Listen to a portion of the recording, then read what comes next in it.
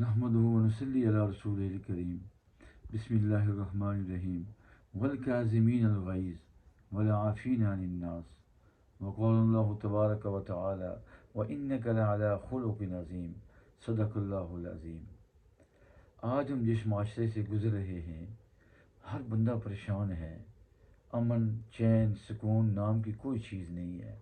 ہر روز ایک نئی بات سامنے آ جاتی ہے جس سے پریشانی میں اور اضافہ ہوتا ہے۔ ایک پریشانی ختم ہوتی ہے دوسری شروع ہو جاتی ہے۔ اس کی وجہ کیا ہے کہ ہم نے اپنے معاشرے کے اندر جن چیزوں سے پریشانیاں دور ہوتی ہیں، جن چیزوں سے تو خرابیاں دور ہوتی ہیں، اس چیزوں کو ہم نے اپنے معاشرے سے نکالا ہوا ہے، جس کی وجہ سے ہمارا معاشرہ دن بدن دلدل میں پھنس رہا ہے۔ دیکھیں آقا علیہ الصلوۃ والسلام کے زمانے کے اندر آپ کی تشریف آوری کے سے پہلے اس معاشرے کے اندر جو حالات تھے وہ سب لوگ جانتے ہیں۔ وہ آخری حدوں کو چھو رہے تھے۔ تو کون سی چیزیں اللہ کے نبی صلی اللہ علیہ وسلم لوگوں میں پیدا فرمائیں کہ لوگ آپس میں شیر و شکر ہو گئے، اور وہ ہمیشہ سے لڑنے والے لوگ ایک ہی پیالی میں ایک ہی پلیٹ میں کھانے پر مجبور ہو گئے۔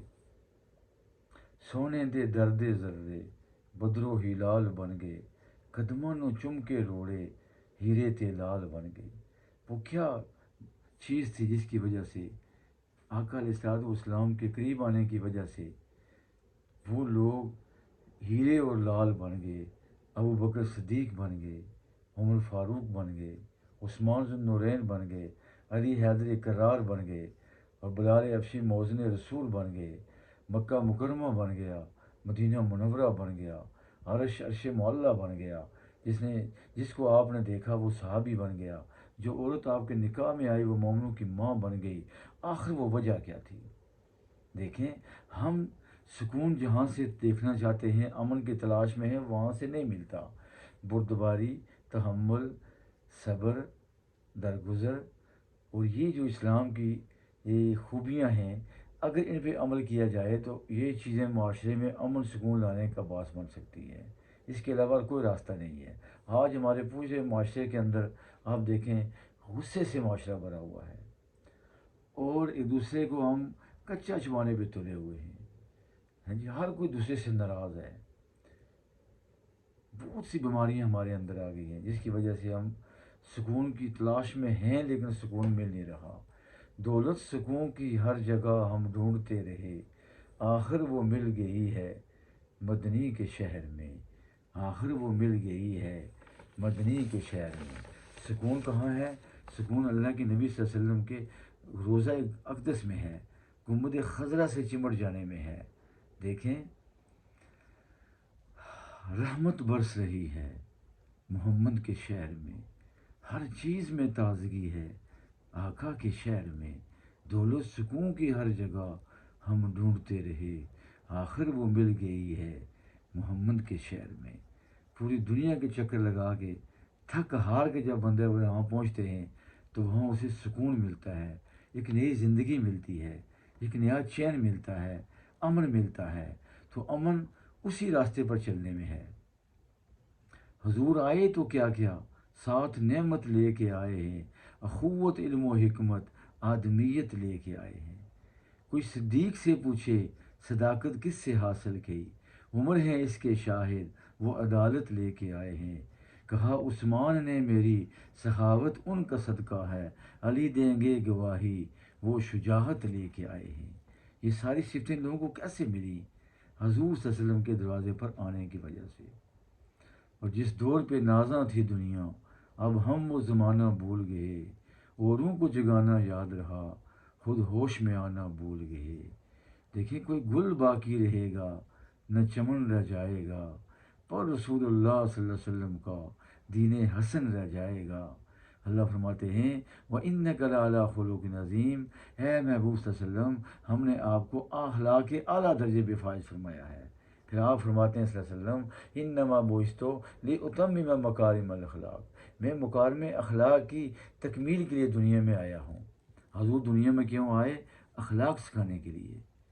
ٹھیک ہے، فرمایا آقا علیہ الصلوۃ والسلام نے میزان کے اندر قیامت کے روز جب اعمال تولے جائیں گے تو سب سے زیادہ میزان کے اندر جو وزنی ہوگی وہ کیا ہوگا؟ وہ آدمی کے اخلاق ہوں گے۔ پھر آپ نے فرمایا مفلس کون ہے، سوال کیا وہاں غریب کون ہوگا، مفلس کون ہوگا؟ فرمایا خود ہی جواب دیا کہ جس کے پاس بہت سی نیکیاں ہیں، بہت سی نیکیاں لے کے آئے گا، لیکن ساتھ کسی کی غیبت کی ہوگی، کسی پہ بہتان لگایا ہوگا، کسی پہ تہمت لگائی ہوگی۔ فرمایا اس کی ساری نیکیاں ان بندوں کو دے دی جائیں گی جن کی اس نے غیبت کی تھی، بہتان لگایا تھا۔ حکم ہوگا اس کو جہنم میں داخل کر دو۔ کمائی کرنے کے باوجود بندہ زیرو پہ ہے، اتنی محنت کرنے کے باوجود بندہ زیرو پہ ہے۔ تو پیارے آقا تشریف فرما ہیں، صحابہ کرام تشریف فرما ہیں۔ پیارے آقا نے فرمایا ابھی ایک آدمی آنے والا ہے، اس ہماری محفل میں داخل ہونے والا ہے، اور وہ آدمی جنتی ہے۔ اگلے دن پھر آپ نے فرمایا آج ایک بندہ ہماری محفل میں آنے والا ہے، فرمایا وہ جنتی ہے۔ تیسرے روز پھر آپ نے فرمایا آج ایک بندہ ہماری محفل میں آنے والا ہے، وہ جنتی ہے۔ صحابہ حیران رہ گئے، ایک صحابی تشریف فرما ہوئے۔ تو پھر کیا ہوا، وہ صحابی حضور نے فرمایا یہ بندہ جنتی ہے، یہ جو آ رہا ہے۔ ایک صحابی رات ان کے گھر گزارتے ہیں، میں دیکھوں یہ کیا عمل کرتے ہیں رات کو، یہ کیا پتہ رات کو مسلے بھی کھڑے رہتے ہیں۔ انہوں نے دیکھا وہ عشاء کی نماز پڑھ کے سو جاتے ہیں، صبح میں اٹھتے ہیں نماز کے لیے، کوئی ایسا عمل نظر نہیں آ رہا تھا۔ آخر وہ پوچھنے لگے کہ وہ کون سا عمل ہے جس کی وجہ سے تمہارا اتنا مقام اللہ کے نبی نے بتایا صلی اللہ علیہ وسلم نے۔ فرمایا میرے پاس کوئی عمل تو اور کوئی نہیں ہے، لیکن میرے دل میں کھوٹ نہیں ہے، حسد نہیں ہے، کینہ نہیں ہے، بغض نہیں ہے کسی مسلمان کے لیے کے بارے میں، میرے دل میں کوئی کھوٹ نہیں ہے، سب کی طرف سے میرا دل صاف ہے، سب کے لیے میرا دل صاف ہے۔ تو اس طرح یہ چیزیں ہیں جو آدمی کو سنوارنے والی ہیں، یہ چیزیں آدمی کو جنت میں لے جانے والی ہیں کہ آدمی حسد سے پاک ہو، کھوٹ سے پاک ہو، کینہ سے پاک ہو۔ فرمایا پہلوان وہ نہیں ہے جو دوسرے کو پچھاڑ دے، پہلوان وہ ہے جو غصے کے وقت اپنے آپ کو قابو میں رکھے۔ جب آدمی اس کے پاس طاقت ہے، وہ بدلہ لینے کی پوزیشن میں ہے، نہیں لیتا، تو یہ پہلوان ہے۔ آج ہمارے معاشرے میں یہ بات نہیں ہے۔ تو ایک آدمی آیا کہ ہے اللہ کے نبی صلی اللہ علیہ وسلم میرا ایک غلام ہے، آپ یہ ارشاد فرمائیں کہ وہ کتنی غلطیاں کرے کہ میں اس کو معاف کرتا رہوں؟ فرمایا دن میں اگر 70 غلطیاں کرے تب بھی اس کو معاف کرو۔ یہ چیزیں ہیں جو ہمارے معاشرے کو بنانے والی ہیں۔ پھر آقا علیہ السلام نے فرمایا سل من قطع کا وہ آتی من حرم کا، جو تجھ سے تعلق توڑے اس سے تعلق جوڑ، اور جو تجھ کو محروم کرے اس کو عطا کر۔ تو ہر بندے کے آج تعلقات خراب ہیں، تو ہمیں چاہیے کہ ہم تعلقات جوڑیں تاکہ ہمیں امن حاصل ہو، چین حاصل ہو، سکون حاصل ہو، زندگی اچھی گزرے۔ فرمایا کہ جو لوگوں کو معاف کرتا ہے اللہ اس کو معاف کرتا ہے، جو لوگوں کے کام میں لگ جاتا ہے اللہ اس کے کام میں لگ جاتا ہے۔ جب تک بندہ اپنے بھائی کی مدد میں لگا رہتا ہے اللہ تعالیٰ بھی اس کی مدد میں لگا رہتا ہے۔ اللہ اکبر، یہ ایک حدیث کا مفہوم ہے۔ ہمارے ایک بنی اسرائیل میں ایک آدمی تھا، بہت گنہگار تھا، نیکیاں بہت کم تھیں۔ وہ کیا کرتا تھا، وہ غلطی ہوتی تھی لوگوں کو تو وہ درگزر کیا کرتا تھا، تو اللہ تعالیٰ نے اس کے درگزر کی وجہ سے اس کو معاف فرما دیا۔ اللہ اکبر۔ پھر فرمایا آقا علیہ السلام نے جس کے دل میں رائی کے دانے کے برابر تکبر ہے وہ جنت کی خوشبو تک بھی نہیں سونگے گا۔ تکبر سے ہمیں بچنا چاہیے۔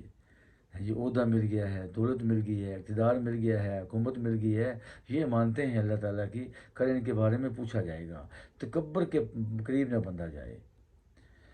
تو یہ جو بیماریاں ہمیں ہوتی ہیں، سر میں درد ہو گیا ہے، بخار ہو گیا ہے، کوئی تنگی ہو گئی ہے، بچہ بیمار ہے، کوئی تکلیف ہے، گھر میں آگ لگ گئی ہے، یہ سب کیا ہے؟ اللہ تعالیٰ ہمیں یہ سبق سکھاتے ہیں کہ بندہ اپنی اوقات کو پہچانے، بندہ چیز کیا ہے۔ فرمایا دوسروں کی خوبیاں تلاش کرو، دوسروں کے عیب تلاش نہ کرو، ہمیشہ دوسروں کی خوبیاں تلاش کرنی چاہیے۔ تو برے بندے نوں میں لبن تریا اور برا نہ ملیا کوئی، جد میں اندر چاہتی ماری میں تو برا نہ کوئی۔ بندہ دوسروں کو اپنے سے اچھا سمجھے اور اپنے آپ کو گنہگار سمجھے، میں ہی گندا ہوں، میں ہی گنہگار ہوں، یہ سب لوگ اچھے ہیں۔ ایک جنازہ آیا آقا علیہ السلام کے سامنے، حضرت عمر رضی اللہ عنہ آئے، فرمایا یہ بندہ فاسق و فاجر ہے، اللہ کے نبی صلی اللہ علیہ وسلم اس کا جنازہ نہ پڑھائیے۔ تو آقا علیہ السلام نے صحابہ سے پوچھا اچھا یہ بتاؤ کوئی اس کی کوئی نیکی تمہارے سامنے ہو؟ یہ ایک صحابی نے فرمایا کہ اس نے ایک رات کو پہرا دیا ہے، تو فرمایا یہ کافی ہے، آپ نے اس کی نماز جنازہ پڑھائی اور خود فرمایا کہ میں اللہ کے نبی صلی اللہ علیہ وسلم اس کی گواہی دیتا ہوں کہ یہ بندہ نیک ہے، یہ بندہ نیک ہے، اس کے جنتی ہونے کی آقا علیہ الصلوۃ والسلام نے گواہی دی۔ سبحان اللہ، اس کا کیا عمل تھا؟ صرف نے ایک رات پہرا دیا تھا۔ ایک نیکی جو آدمی کرنے والا ہے اس کو دیکھیں، 99 عیب ہوں ایک نیکی ہو، ہم 99 عیب کو نہ دیکھیں، اس کی ایک نیکی کو دیکھیں۔ عبداللہ بن عباس رضی اللہ عنہ اعتکاف کے اندر سے ایک آدمی آیا، آپ نے اس کو دیکھا پریشانی کی حالت میں ہے، پوچھا کیا ہوا؟ فرمایا کہ میں نے کسی کا قرضہ دینا تھا، اس کی طاقت نہیں ہے میرے پاس، ہمت نہیں پڑ رہی۔ تو حضرت عبداللہ بن عباس رضی اللہ عنہ اپنا اعتکاف توڑ کے اس کے ساتھ چل پڑے کہ اس کی سفارش کروں میں اس بندے کے سامنے۔ پھر آپ نے قبر اشارہ فرمایا قبر کی طرف کہ یہ آمنہ کے لال صلی اللہ علیہ وسلم ہیں، کہ میں نے ان سے سنا ہے کہ جو اپنے کسی مسلمان بھائی کے لیے کوشش کرتا ہے، اس کی مصیبت کے اندر پریشانی کے اندر 10 سال کے اعتکاف سے بہتر ہے۔ علماء کہتے ہیں یہ نفلی اعتکاف تھا، تو دوسروں کے لیے دوڑ دھوپ کرنا، کوئی آدمی اگر آپ کے دروازے پہ آ جائے کسی معاملے کے اندر تو اس کو ثابت سمجھا جائے کہ یہ میرے دروازے پہ آ گیا ہے، اس کے کام کرنے میں آگے بڑھنا چاہیے۔ اللہ فرماتے ہیں وَقُولُوا لِلنَّاسِ حُسْنًا، لوگوں سے اچھے طریقے سے پیش آؤ، وَبِالْوَالِدَيْنِ احسانا، والدین کے ساتھ اس نے سلوک کرو، احسان کرو۔ فَبِمَا رَحْمَةٍ مِّنَ اللَّهِ لِنتَ لَهُمْ وَلَوْ كُنتَ فَظًّا غَلِيظَ الْقَلْبِ لَانفَضُّوا مِنْ حَوْلِكَ، بس کیا یہ اللہ کی رحمت ہے آپ پر کہ آپ اس کی رحمت سے نرم دل ہیں، اگر آپ سخت دل ہوتے تو اے محبوب صلی اللہ علیہ وسلم یہ لوگ آپ کے قریب سے بکھر جاتے۔ اللہ اللہ اللہ، یہ ہمارے آقا علیہ السلام کا اخلاق ہے، یہ ہمارے آقا علیہ الصلوۃ والسلام ہیں۔ تو قول معروف مغفرۃ خیر من صدقۃ یتبعها اذی، فرمایا اچھی بات کہنا اور معاف کر دینا اس صدقے سے بہتر ہے کہ جس صدقے کے بعد آدمی اس کو ایذا دے، باتیں بناتا رہے۔ تو اپنے بیوی بچوں کے ساتھ، اپنے گھر والوں کے ساتھ، اپنے رشتہ داروں کے ساتھ، اپنے پڑوسیوں کے ساتھ، اپنے دوستوں کے ساتھ، اپنے متحدوں کے ساتھ، اپنے نوکروں کے ساتھ، اپنے غلاموں کے ساتھ حسن سلوک سے پیش آئیں، انشاءاللہ ہمارا معاشرہ بہترین معاشرہ بنے گا۔ کوئی آدمی غلطی کر بھی جاتا ہے تو بس ایک جملہ ہمیں کہنا چاہیے، کوئی بات نہیں، کوئی بات نہیں۔ ایک جملہ ہمیں کئی مصیبتوں سے بچا لیتا ہے۔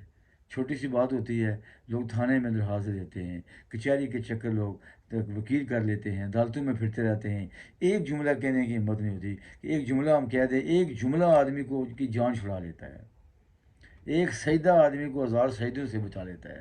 اللہ کے دروازے پہ ایک سجدہ در در کی ٹھوکروں سے آدمی کو اللہ بچا لیتا ہے۔